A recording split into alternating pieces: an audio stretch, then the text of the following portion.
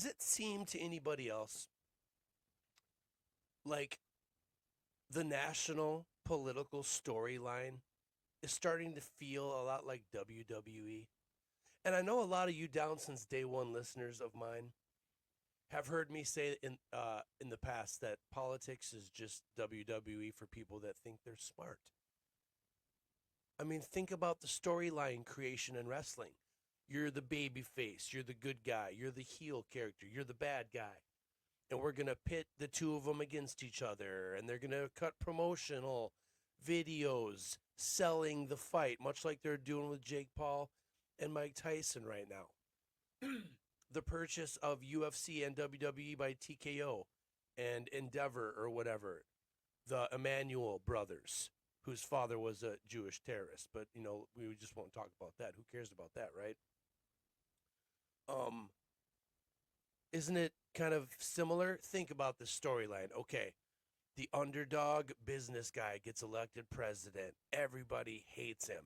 He's they try to demonize him as the most evil man that ever lived. He's a dictator who's going to make deals with North Korea and be the worst president that the country's ever had. And then they follow, they make Trump be the heel character, right? And then here comes Biden. They're going to fix the election allegedly. 81 million votes, more votes than ever in American history. Find that very difficult to believe, especially with how overwhelmingly Trump won this election, how much red was on that map, right? And he only got, 75 million votes? So come on, people. Even you lefties out there that hate Trump have to admit that the Biden election, when compared to empirical historic evidence and the history of voting in our country, how can you honestly look at that keyword, honestly look at that, and not say to yourself, they probably stole it for Biden, right? But anyway, it doesn't matter how he got in there.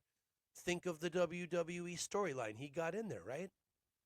And then the left and the media made him look like he was a much better option. They were trying to sell him over Trump. Much better option than Trump, you guys. Way better than Trump, right? Meanwhile, he's sniffing kids and he's fumbling with word salads like Kamala Harris.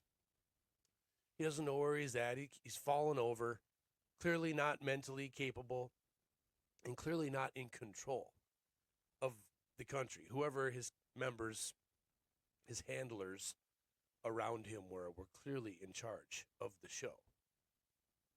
And so now all the Trump people, now in the wrestling business, they call this selling, right? When you're acting like you're injured or acting like you're hurt, but really you're getting ready to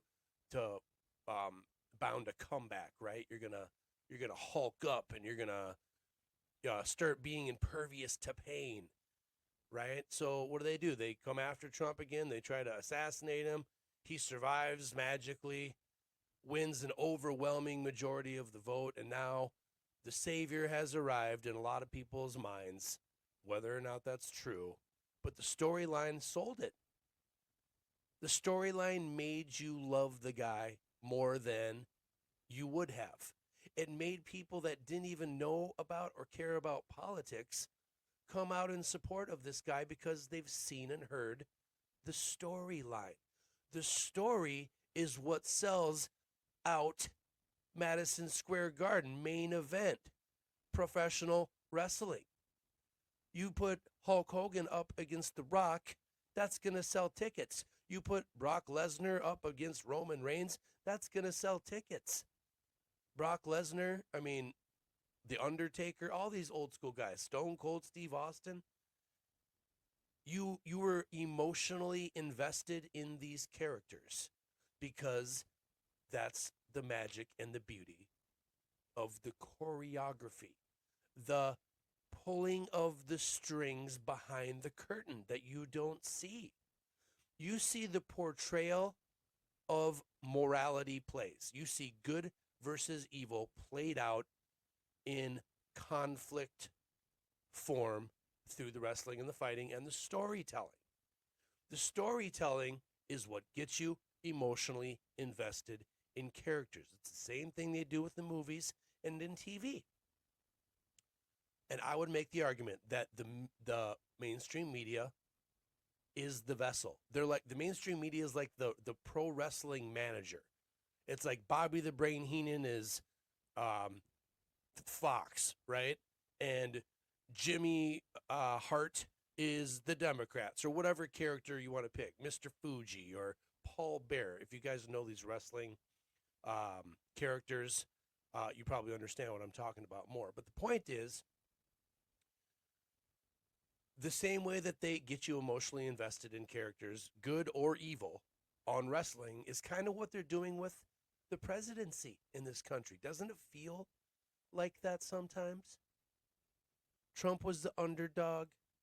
They didn't want him there. He was like Jonathan Cooey said in that episode I did with him, they tricked you into solving a mystery with all the QAnon stuff, and then all of a sudden in reality people are like, oh, that's just a conspiracy theory. And then, Epstein goes down. All these celebrities are involved.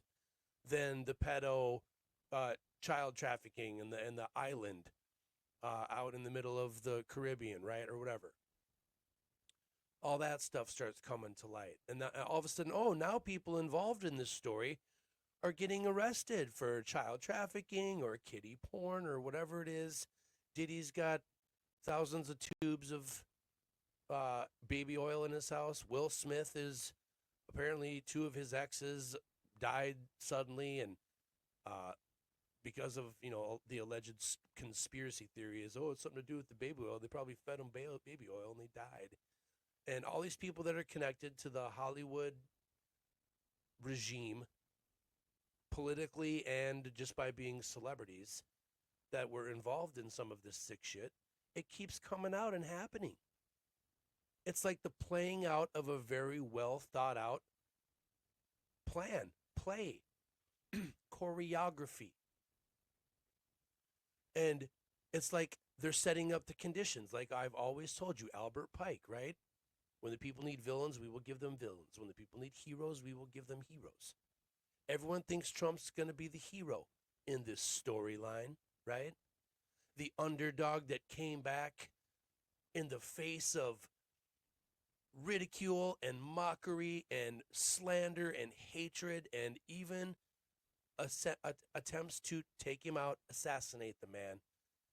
An old Teflon Don, nothing sticks to Teflon Don, right? They can't get him in court. They can't get him with character assassination in the media. They can't get him with programming and propaganda. They can't even kill the man. And then he comes out in this election with that storyline in mind. The Dems stole the election. Their candidate was terrible. They started a war in Ukraine. The country's going down the toilet. The currency and the money, the inflation, we're all fucked. The border, they lied to us that all these things are being fixed, and they're clearly not being fixed. America needs a savior.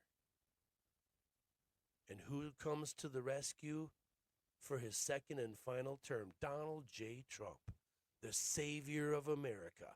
That's what a lot of people would like you to believe, because it completes the storyline. The Trump re-election is kind of like the big pay-per-view, WrestleMania, right? And now we're going to see what the hero does in the storyline with his administration. It's going to be very interesting to see what old Donnie J. T does, right?